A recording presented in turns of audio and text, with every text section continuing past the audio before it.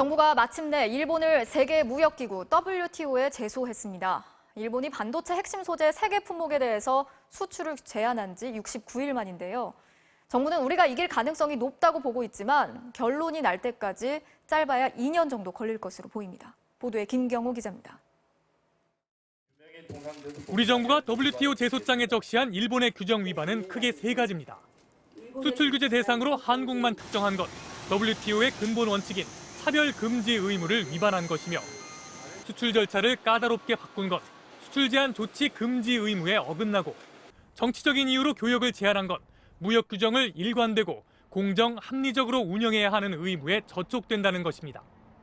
일본 정부의 강력급 인사들이 수차례 언급한 데서 드러난 것처럼 우리 대법원의 강제징용 판결과 관련된 정치적인 동기로 이루어진 것입니다.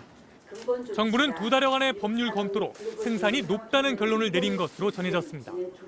이전엔 주문 후 1, 2주 내에 가능했던 소재 조달이 일본의 조치 이후 90일까지 길어지고 수출 허가가 언제든 거부될 수 있다는 불확실성으로 우리 기업들의 피해가 현실화하는 등 기업들의 피해를 입증할 수 있게 됐다는 것입니다.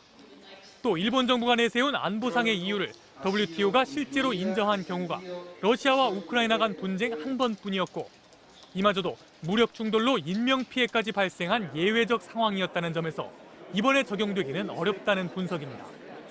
하지만 최종 결론이 나기까지 우리 기업들의 피해가 커질 수 있다는 건 부담입니다.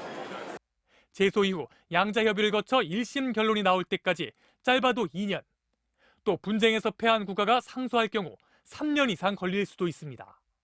최근에는 분쟁 건수도 많아지고 또 그 심리 자체가 굉장히 집중적으로 진행되다 보니까 상소심이 1년 이상 진행되는 경우가 많아지고 있습니다. 일본 정부 대변인인 스가 요시히데 관방장관은 이와 관련해 내용을 정밀히 조사한 뒤 WTO 협정에 정해진 절차에 맞춰 대응하겠다고 밝혔습니다. MBC 뉴스 김경호입니다.